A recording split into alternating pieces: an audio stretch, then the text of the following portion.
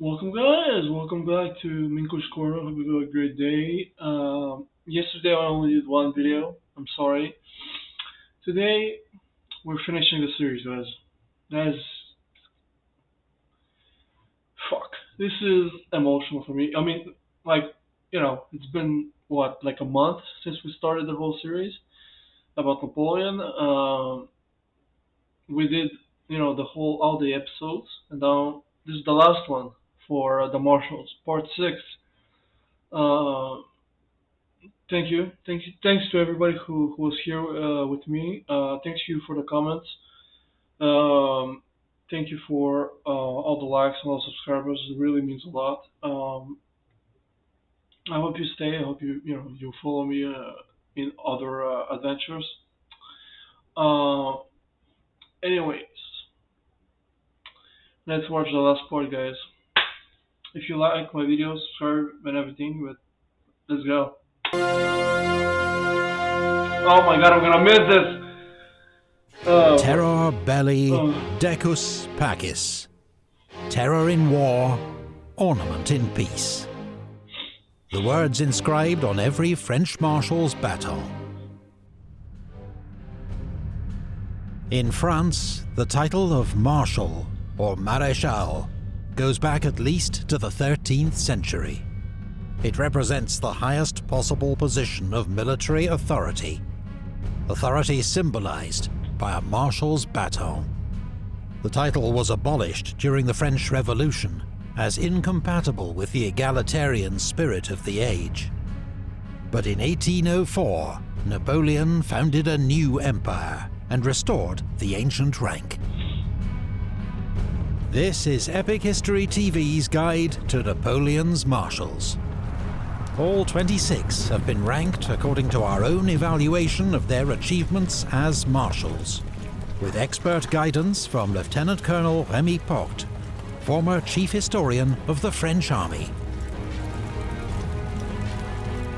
So far, we've met Marshals Pérignon, Brune, Serrurier, Kellerman, Grouchy, Moncey, Poniatowski, Jourdan, Bernadotte, Augereau, Lefebvre, Mortier, Marmont, Saint-Cyr, Oudinot, Victor, Murat, Berthier, MacDonald, Massena, Suchet, Ney, and Soult. We're delighted to welcome back as our video sponsor, NapoleonSouvenirs.com. Marshal Berthier, no one could replace him. Okay, now we're the top three guys. Berthier, Lannes, Davout. Davout, number one. Of course, Louis-Alexandre Berthier was born at Versailles, 10 miles from Paris. His mother served at the palace as a chambermaid to the future Louis XVIII. His father was a colonel in the Topographical Engineers, a specialist corps of military surveyors. Berthier followed in his father's footsteps, joining the Topographical Engineers aged just 13, and was commissioned lieutenant at 17. He proved a talented and diligent staff officer. 10 years later, he accompanied General Rochambeau to America as part of French support to the colonists in their War of Independence, and witnessed the British defeat at Yorktown. By the time the French Revolutionary Wars broke out, Berthier was a brigadier general with 25 years' service, who'd studied and given much thought to the problems of military organization and command. A reputation for outstanding staff work meant his services were in... I was wondering who the fuck is. It's his chief of staff. That's who he was. He's the chief of staff of Napoleon. I was like, because I was trying to, to remember, like, Berthier, who was this guy? Like, I was trying to remember which battles he was part of. He was the chief of staff, that's why. In high demand, and he served as chief of staff to Rochambeau, Lafayette, and Luckner. But during the Terror, ties to these politically suspect generals put Berthier himself under the spotlight. He was stripped of his rank and not officially reinstated until 1795, when he became Chief of Staff of the Army of Italy. Okay, Napoleon? A Chief of Staff led the Staff Section, which was responsible for turning the General's orders into action. by drafting written instructions which were sent out by courier, as well as every aspect of army administration, ensuring efficient movement and supply, and collating reports on the enemy, terrain, roads, and anything else that might... I mean, to be perfectly honest, this looks like one of the most important positions. Only second to the general, because if you have a poor chief of staff, even if you're the best general in the world, and the chief of staff sucks, you might say something, he might interpret it a certain way, and who knows? But look, this looks like one of the most important positions ever. Might affect operations. Berthier, building on recent trends in French staff practice, now developed his own comprehensive staff organisation. He established 3 sections. His personal office or cabinet, mostly skilled civilian clerks who handled troop movements, transcribed orders, filed reports, and collated intelligence on enemy forces. His private military staff, made up of aides-de-camp, liaison officers and couriers. And the general staff itself, headed by the First Assistant Major General, also divided into 3 sections. The first dealt with additional troop movements, plus auxiliary services such as hospitals, military policing, prisoners of war, and security of supply lines. The second section organised the army's camps and billets. The third section was the topographical section, responsible for maps and reconnaissance. You know, this looks really impressive, because they said that he came up with this system. It's impressive. To just come up with it, you have 30 years of experience. The general structure of Berthier's system changed little over the next 18 years and proved uniquely effective at handling the challenges posed by a new era of European warfare. Its chief beneficiary would be the Army of Italy's new commander, Napoleon Bonaparte. Napoleon also discovered that his chief of staff possessed immense personal qualities, a heroic capacity for work, meticulous memory and attention to detail, and devotion to duty and discipline. Nice. Crucially, he had a gift for turning Napoleon's verbal, sometimes vague, commandments into clear, concise written orders that made sense to his officers and later marshals. Nice. Napoleon and Berthier established a highly effective working relationship that would last until 1814. It relied on Berthier's complete acceptance of his subordinate role. He played no part. That's very important. Having that quality is very rare, especially in a marshal. You know, because a lot of marshals, as we've seen throughout the series, they seek glory. They want to be in the front lines. But for him to not be ambitious, that's, it's very rare, because you have to be at a certain point ambitious enough to get to where he was, but not too much that it would impede the rapport between you and the emperor, because then Not in devising strategy, and never challenged or contradicted Napoleon except on points of logistical detail. When a friend queried his devotion to Napoleon, who was an extremely demanding and short-tempered boss, Berthier replied, "Remember that one day it will be a fine thing to be second to Bonaparte." Smart man. He's right. He's fucking dude. Berthier's hard work and brilliant staff system, and at the same time, it shows how much he believed in Napoleon. I mean, he ended up being extremely right. If you're second to Napoleon, like, what? underpinned all Napoleon's successes in Italy and beyond. They spent so much time together, Berthier was nicknamed Napoleon's wife. He was personally brave, his work too, wife, leading an attack at Lodi and a cavalry charge at Rivoli. But his genius was for staff work and administration, not army command, as he well knew. When he briefly inherited command of the Army of Italy in 1797, he begged Napoleon to return as soon as possible to take over. Berthier played a Yeah. crucial role in I planning. mean, some people might say that's cowardly, like you don't want to lead the army, you don't want to be brave. I think it's very smart to know your limitations, to know that listen, I am very good at the administrative stuff. I have no experience, and I don't know his character, but maybe even no desire to be, in the front lines, general, heroic, all that. Napoleon's Egyptian expedition of 1798, and masterminded his famous crossing of the Alps in 1800, which Which saw is French insane. troops advance almost Which is 100 miles. actually, that's funny. Apparently, Napoleon crossed the Alps on a mule and not on this heroic horse. And there's this famous portrait where he's like, on the Alps, and he's, uh, on this beautiful horse. Apparently, he was on a mule. I mean, it makes sense. Miles through the mountains Much in more just 8 stable. days. The same year, Napoleon made Berthier Minister of War, putting him in charge of all French military administration. When Napoleon proclaimed his new empire in 1804, Berthier was the first name on the list of new marshals, with seniority over all others.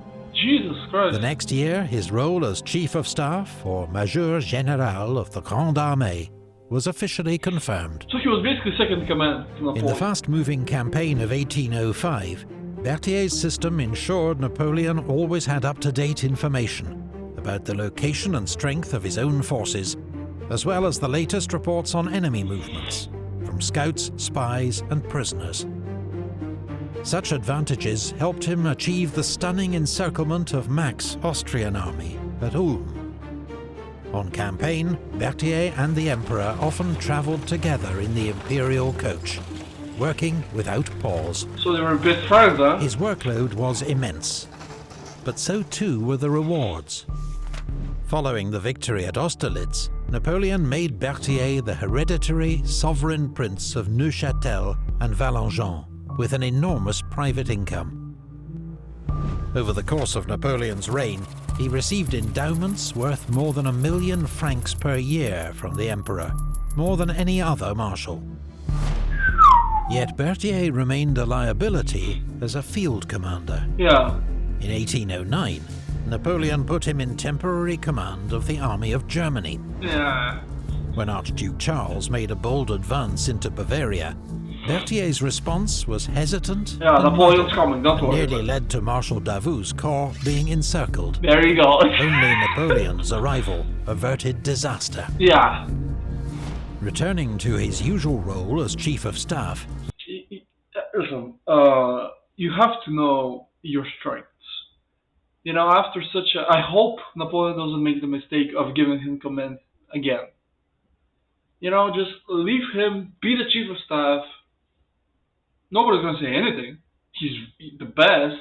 So don't. Berthier once more proved his exceptional talents, coordinating the movement of 200,000 men and paving the way for the Emperor's victory at Wagram. The title Prince of Wagram was added to his honours. Nice. The invasion of Russia in 1812 was a test like no other for Marshal Berthier. Imagine the logistics. I'm sorry I'm pausing, guys, but this is the last video, okay? So, imagine the logistics behind the invasion of Russia. The biggest army at the time, 640,000. 640 or 660? Still, I think 640. Imagine the logistical nightmare it must have been. I mean, the food and the supplies. It must have been insane. And I don't know anything about supply lines, but just by the sheer numbers. And his staff.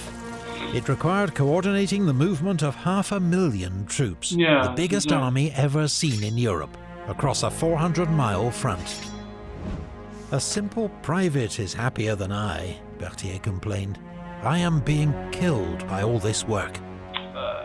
By August, that's it the was thing clear with the Grande Armée people who are like him. He might be rich. You think, look at this guy. He's very rich. He must have the best life.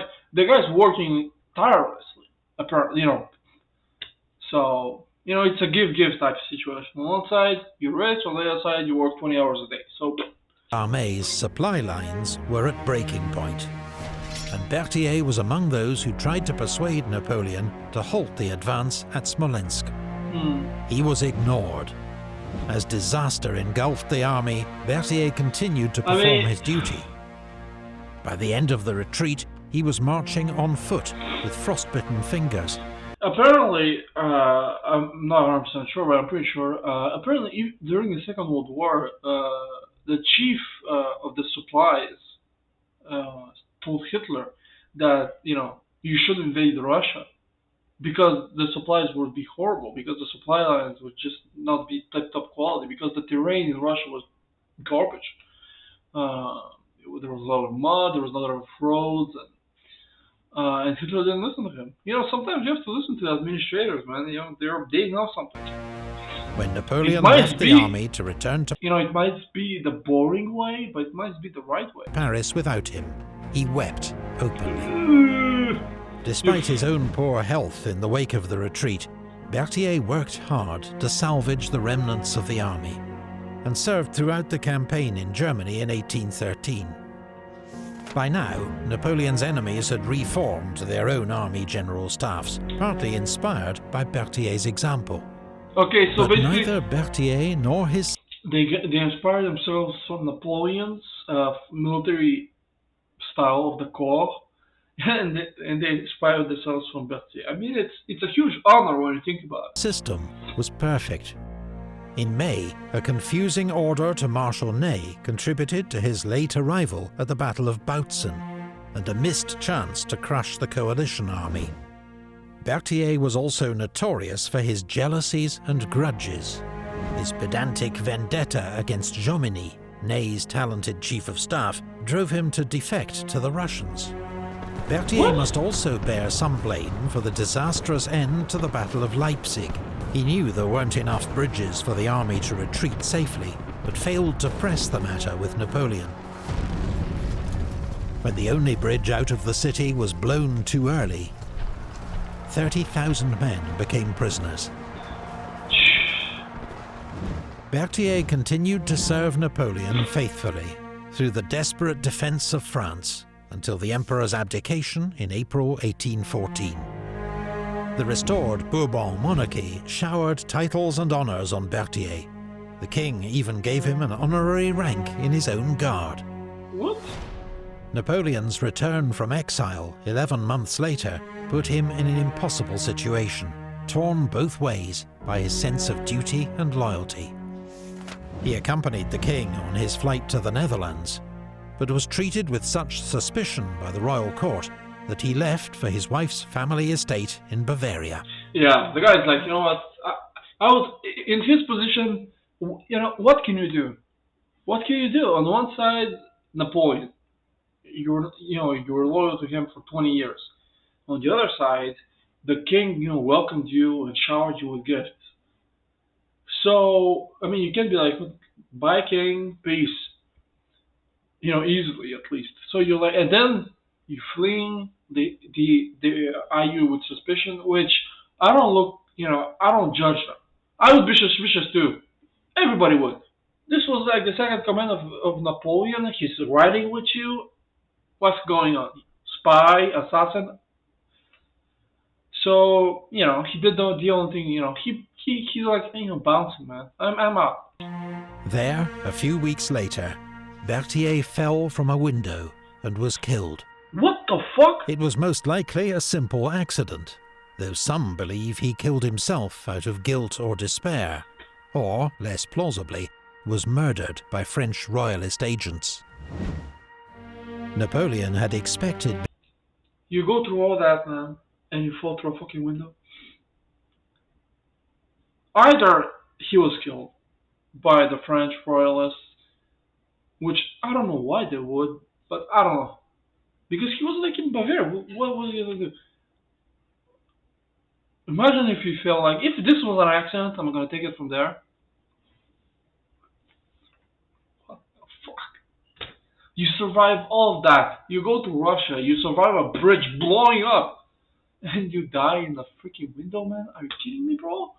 Berthier to rejoin him in 1815 and was scathing of his absence. I have been betrayed by Berthier, who was just a gosling, transformed by me into some kind of eagle. Okay. But after his Relax. defeat at Waterloo, in which mismanaged staff work played an important role, Napoleon conceded, if Berthier had been there, I would not have met this misfortune. Yeah. Berthier had none of Murat's glamour, nor Ney's heroism, nor the tactical instincts of Davout. But he was the indispensable marshal, whose brilliant administration and tireless work were the foundation for so much of Napoleon's military success. 2. Lane. Marshal Lannes.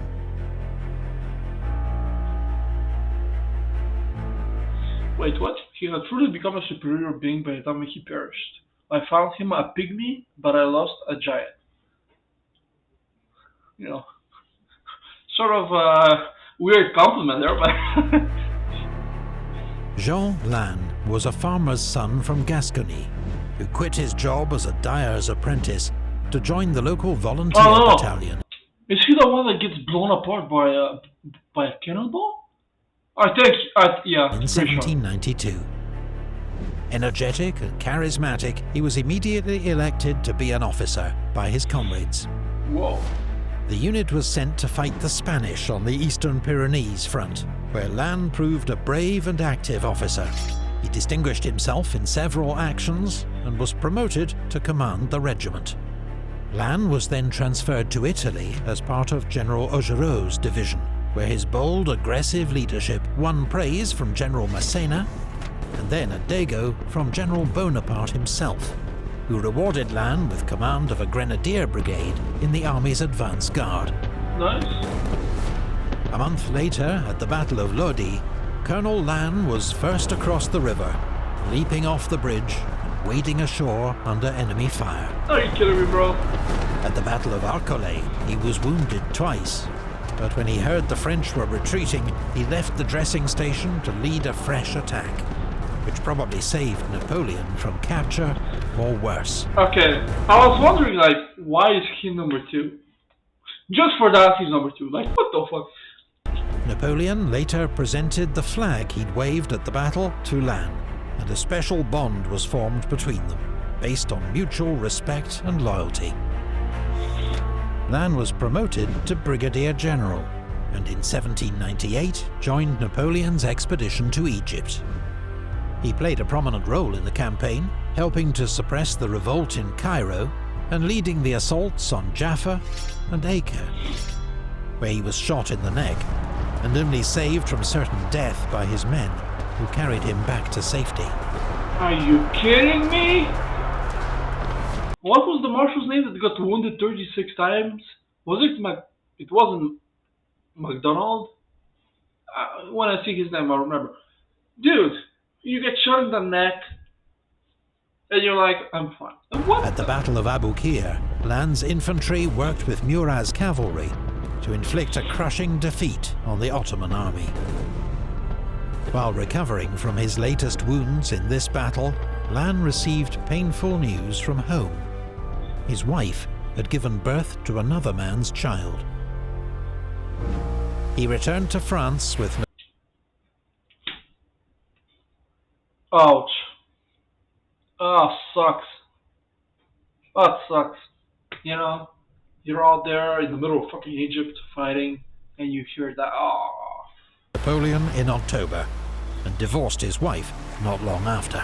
Yeah. When Napoleon staged his coup of 18 Brumaire, Lannes helped to ensure the army's loyalty.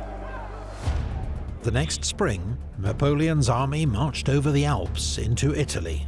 Lannes' vanguard led the way, and at Montebello encountered an Austrian force that outnumbered it 2-1.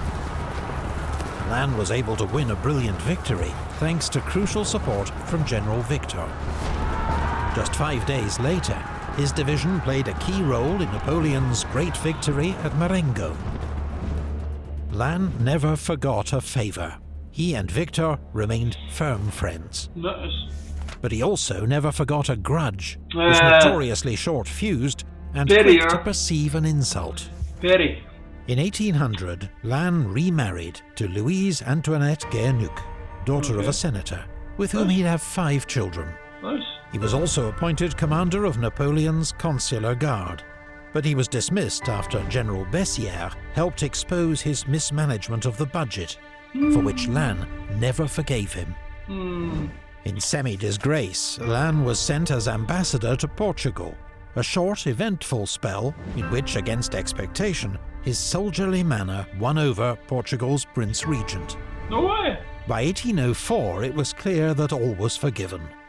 Lannes received news that he'd been made a Marshal of the new French Empire, and orders to return to Paris for Napoleon's coronation. It's a beautiful portrait. The following year, he took command of 5th Corps of the Grande Armée, forming the vanguard for the advance against the Austrian army in Bavaria. Lannes had to work closely with Marshal Murat, a bitter rival since a falling out in Egypt, but they put their differences aside. Together, they bluffed an Austrian commander into surrendering a vital Danube bridge by persuading him that an armistice had been signed. And, it's Murat and Lannes, even though Murat, but still, it's funny. At one point, Lannes even snatched the fuse from a soldier's There was a hand ceasefire. as he prepared to light the explosive charges. The day before the Battle of Austerlitz, Lannes' quick temper got the better of him. He demanded to fight a duel with Marshal Soult, who in his eyes had made him look foolish in front of the Emperor. Relax, guy, Soult relax. ignored the challenge. In the battle that followed, Lannes' 5th Corps held the left flank against Bagration's attacks, later pushing forward with the cavalry to help take 7,000 Russian prisoners. After the battle, Lannes was infuriated that Soult, and not he, was singled out for praise by the Emperor. Within days, Lannes had resigned his command and returned to France. What? In 1806, with tempers cooled, Napoleon summoned Lannes to rejoin the army for the war with Prussia. Back in command a year of 5th later? Corps, Lannes was as active, aggressive and brilliant as ever. At Saalfeld, he fought the first major combat of the war, routing a Prussian division commanded by Prince Louis Ferdinand. 4 days later, at Jena, Lannes opened the main French attack at dawn, with General Suchet's division in the lead. For 6 hours, his troops were engaged in furious fighting for the villages on the plateau, until finally, the Prussian resistance was broken. By December, the war had moved into Poland. Lannes attacked a larger Russian force at Pultusk, but it was a bloody, indecisive affair. Wounds and fever then forced him to convalesce in Warsaw, and so miss the Battle of Eylau. That spring, Lannes resumed command of the advance guard, as Napoleon sought out Bennigsen's Russian army, hoping to force a decisive battle. When Bennigsen located Lannes' apparently isolated corps near Friedland, he attacked. He expected an easy victory, but Lannes, with support from future Marshals Oudinot and Grouchy, expertly used his troops to fend off the Russians, while Napoleon raced to join him with the main army. Lannes' delaying tactics allowed Napoleon to catch the Russian army with its back to the river, and inflict a crushing defeat. Well, the following year, Lannes was ennobled as Duke of Montebello, and joined Napoleon for the invasion of Spain, despite suffering a serious riding injury en route.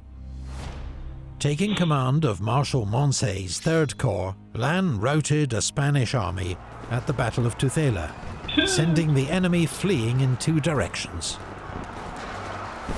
He was then given command of the Siege of Zaragoza. Spanish soldiers and civilians defended the city with legendary courage, but Lannes' leadership and methodical house-by-house approach ensured ultimate victory at a high price. Even Lannes was left shaken by the savagery of the fighting, writing to Napoleon, "Sire, this is a horrifying war." Napoleon recalled Lannes for the war with Austria in 1809. His Provisional Corps formed the vanguard for Napoleon's 4-day campaign, a series of quick victories over the Austrians that culminated in the Battle of Egmont. Napoleon next needed Regensburg taken quickly, and so, as usual, he turned to Lannes. Of course. After the first assault wave was mown down, Lannes' call for volunteers went unanswered. Furious, he picked up a scaling ladder and shouted, "I'll show you that before I was a marshal, I was a grenadier, and still am." Oh. As he rushed forward, his aides grabbed the ladder from him, reorganized the men, and led a successful attack. After occupying Vienna, Napoleon ordered his army to cross the Danube in pursuit of the Austrians. Marshals Lannes and Massena led the way across improvised bridges, supported by Marshal Berthier's cavalry. It was soon clear that Napoleon had miscalculated, and that they faced not just an Austrian rearguard, but the full might of Archduke Charles's army. Yeah. Massena held the village of Aspern, while Lannes organized the defense of Essling. But desperately needed reinforcements and ammunition were held up, as the Austrians floated obstacles downriver to smash the fragile bridges. Lannes' old rival, Marshal Berthier, was placed under his temporary command. Lannes sent repeated orders for him to charge the enemy, in language that verged on an accusation of cowardice. And that evening, the two marshals nearly came to blows. Yeah. The next day, Lannes' corps led an attack on the Austrian centre, but was driven back by the weight of enemy fire. The French-held villages were under constant, pulverizing bombardment. Around 4 p.m, Lannes' old friend, General Pouzet, was hit by a cannonball and killed in front of him. Lannes, badly shaken, walked off to sit alone for a moment, when a cannonball skipped along the ground and smashed both his legs. Oh my god, yeah, I remember. Lannes was carried to the rear and placed in the care of the Grande Armée's most famous surgeon, Baron Larrey. Larrey quickly decided that he must amputate one leg.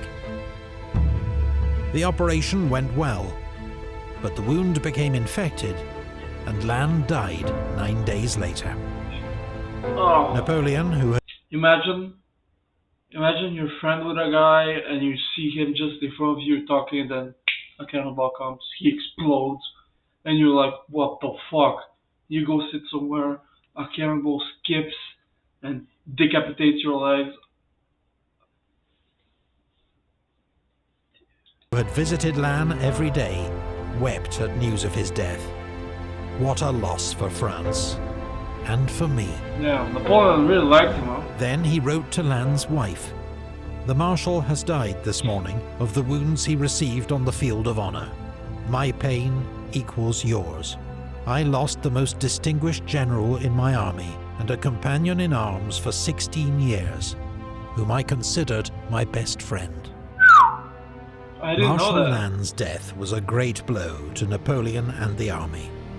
He had proved himself an outstanding commander, as brave as Ney, with the military mind of Soult, the marshal who led Napoleon's vanguard in 4 of his greatest campaigns.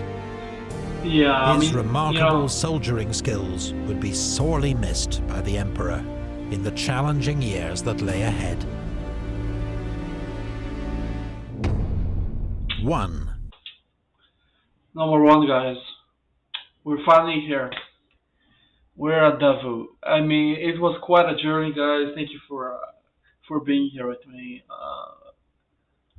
Number 1. One more, man. One more. Marshal Davout Was one of the purest glories of France. I mean, Louis it's Nicolas Davout. Davout was born into a noble family from Burgundy, with a tradition of military service that went back to the Crusades. What? At 15, he was sent to the military school in Paris, just missing a young Napoleon Bonaparte, who'd graduated a few weeks before. In 1788, Davout was commissioned into the Royal Champagne Cavalry Regiment. But within a year, his vocal support for the French Revolution had got him into deep trouble. He was forced to resign his commission and spent 6 weeks in prison. In 1791, Davout joined a local volunteer battalion and was elected its deputy commander.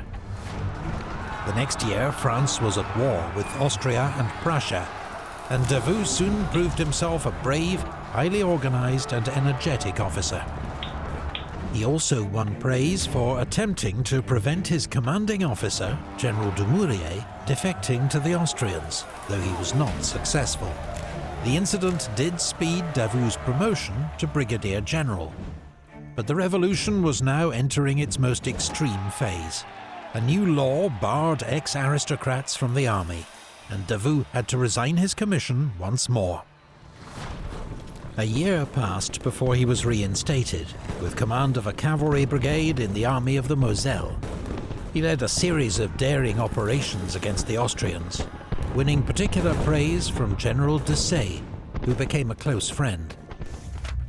In 1798, Desaix introduced Davout to his friend, General Bonaparte. Oh my god! Napoleon was not at first They impressed. meet! Davout was aloof, untidy and awkward. Napoleon even described him as a damn brute. But he did trust Desaix's judgment, and gave Davout a command in his army bound for Egypt. It was a tough campaign for Davout, who caught dysentery in Cairo. But he further demonstrated his military skill, winning a series of skirmishes on Desaix's expedition into Upper Egypt, and later leading a successful assault on the town of Aboukir. Soon after their return to France, General Desaix was killed at the Battle of Marengo, robbing Davout of a close friend and patron. However, Napoleon had been won over by Davout's performance in Egypt. He now promoted him General of Division and appointed him Inspector General of Cavalry. Nice. Napoleon also encouraged Davout to marry Amy Leclerc, Pauline Bonaparte's sister-in-law, bringing Davout within the first consul's. Okay, how many generals? Murat married the sister of Napoleon, right? Like, Napoleon... extended family. It proved a loving marriage and a great source of strength to Davout in the years ahead. In 1803, Davout was given command of the camp of Bruges, where troops were preparing for the invasion of England. Here he established his reputation as an exceptional administrator and hard taskmaster, enforcing discipline and regular training, while paying attention to his soldiers' welfare and sacking officers who didn't meet his high standards. In 1804, Napoleon proclaimed a new French empire, and Davout, aged 34, became the youngest of its new marshals. His inclusion was a surprise to many, especially as he'd still not commanded anything larger than a brigade in battle. It's very likely that the deaths of Davout's patron, Desaix, and brother-in-law, Leclerc, cleared a path for him. I mean, that's pretty, The next you know, year, Davout's troops dark. became 3rd Corps of the Grande Armée and marched east to take on the 3rd Coalition. On the eve of the Battle of Austerlitz, Davout force-marched his corps 70 miles in 2 days, arriving at dawn That's on long. Napoleon's right flank.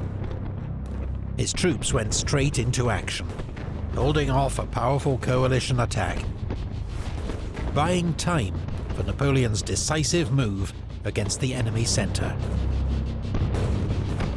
It was a remarkable performance by 3rd Corps, soon eclipsed by an even greater feat of arms the next year in the war against Prussia. As Napoleon concentrated his forces at Jena to attack what he believed was the main Prussian army, he ordered Davout's 3rd Corps and Bernadotte's 1st Corps to cut off their retreat.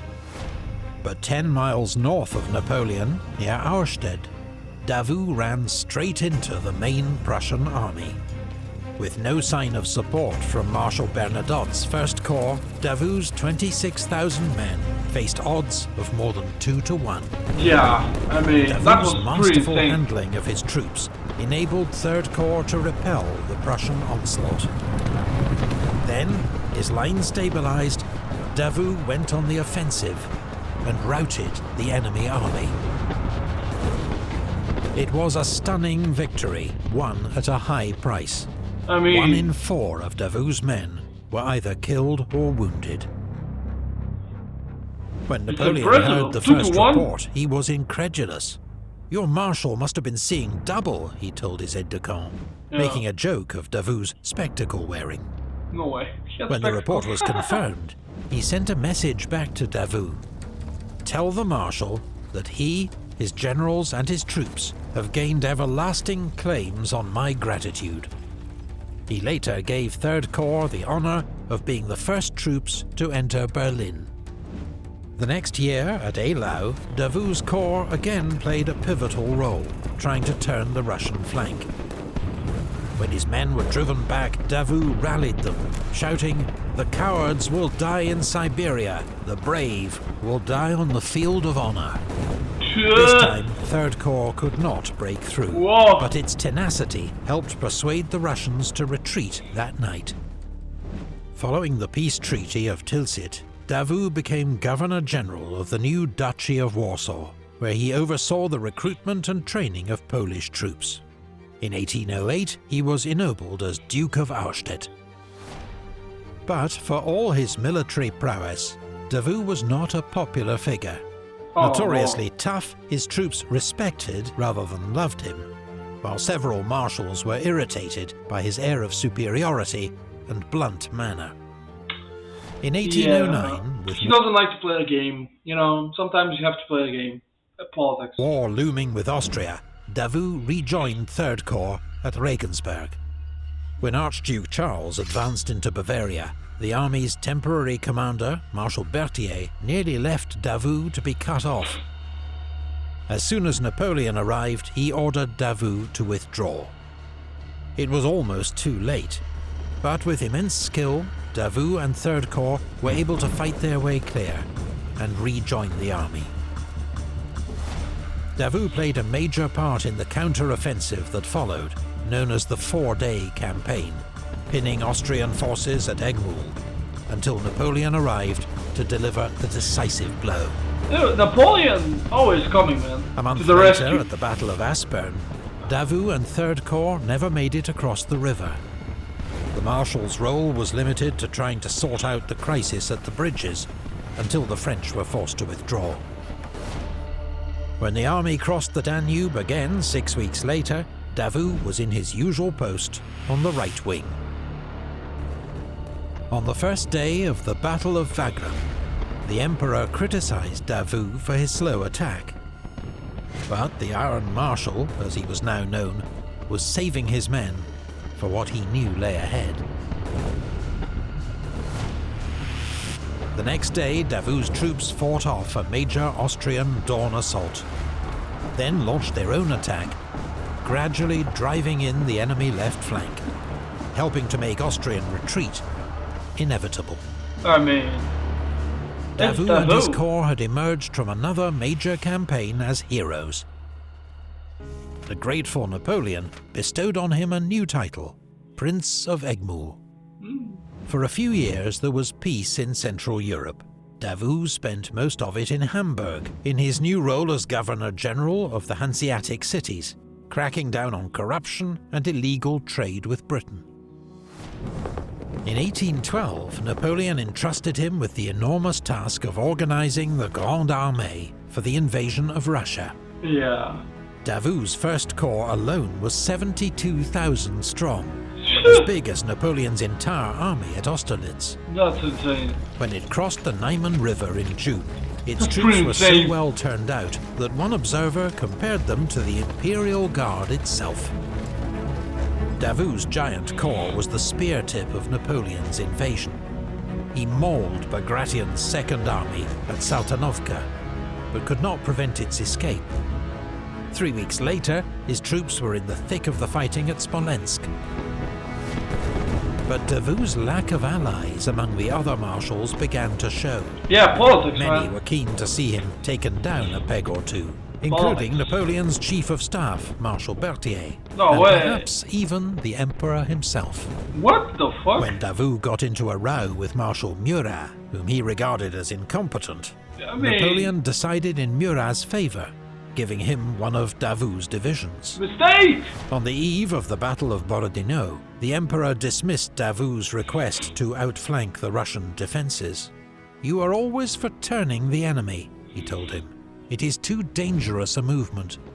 Is it though? In the bloody battle that followed, Davout's corps led the frontal attack on the Flèche earthworks. The Marshal himself was injured when his dying horse rolled over him, but remained on the field directing the attack, which was ultimately successful. 6 weeks later, the Grande Armée began its infamous retreat from Moscow. Yeah. The remains of Davout's corps was ordered to form the rearguard, but he was criticized for moving too slowly. Near Vyazma, a gap opened up, and Russian General Miloradovich pounced. First Corps was routed and saved only by the quick intervention of Marshal Ney, Eugène and Poniatowski. Ney's corps took over as rearguard, but when he became cut off at Krasny, Davout was widely blamed for not turning back to rescue him, even though it would have been suicidal. Yeah, I mean... The moment highlighted the gulf in charisma between a marshal like Ney, who was loved by the troops, and Davout, who was not. Yeah, that's, you can't just be a great general. You have to be charismatic, you have to be a politician at some point. Davout began the 1813 campaign holding Dresden, but when Hamburg was raided by Russian Cossacks, Napoleon sent him north to organize the city's defense.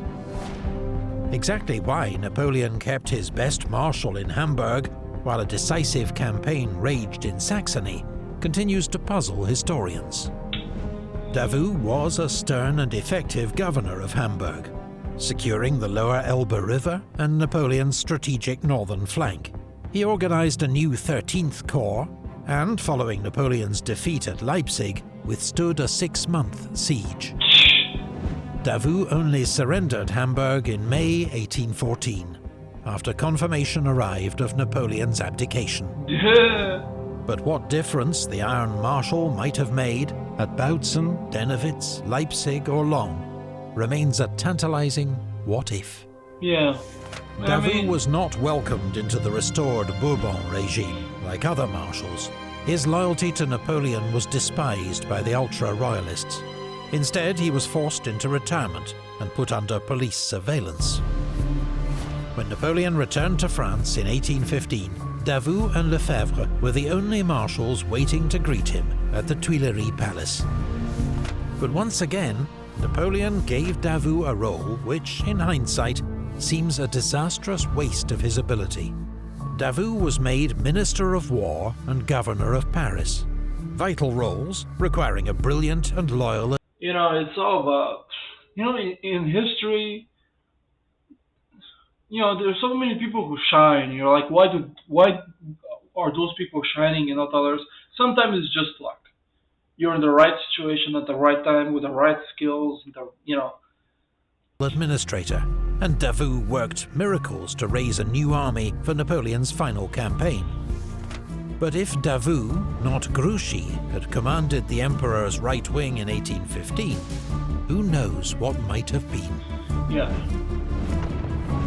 Following the Emperor's defeat at Waterloo, Davout organized the defense of Paris and urged Napoleon to fight on. Later accepting that he must abdicate, Davout ensured Napoleon's safe passage to the coast and submitted to the Bourbons. The Royalists had promised Davout that his officers would not be prosecuted for their conduct. He was furious to discover these assurances would not be honored. He also testified on behalf of Marshal Ney, but could not save him from a firing squad.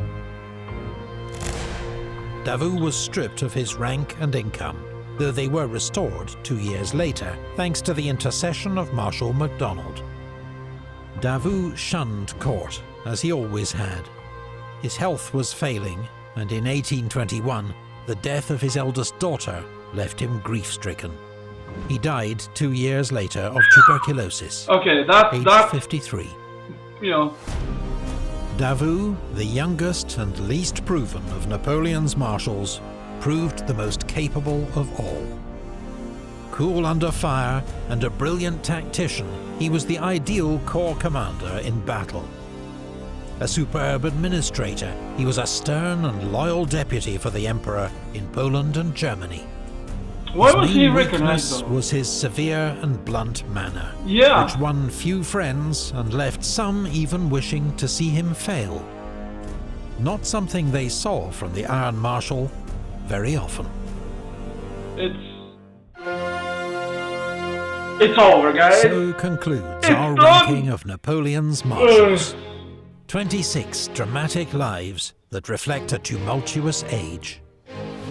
Products of a military meritocracy forged in the French Revolution. Skills honed by 2 decades of war.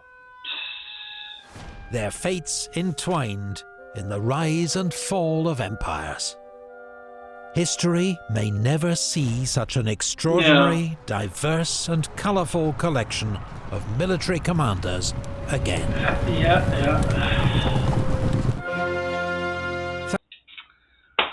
It's over, man. Thank you for being with me to finally seeing the finale. This is part 6. It's over. Yeah, man. You know, sometimes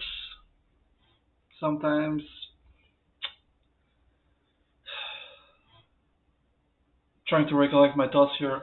Sometimes politics and charisma play a huge role.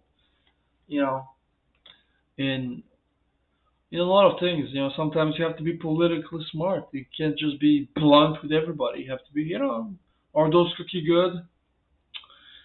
They're interesting. You know, you can't be like, no, they suck. No, you have to be, I see what you did there. It was very interesting. Whereas you could say, you put salt in them? Like, what the fuck? Anyways, guys, I hope you liked my reaction. If you did, like, subscribe, and I'll see you guys next time. See ya.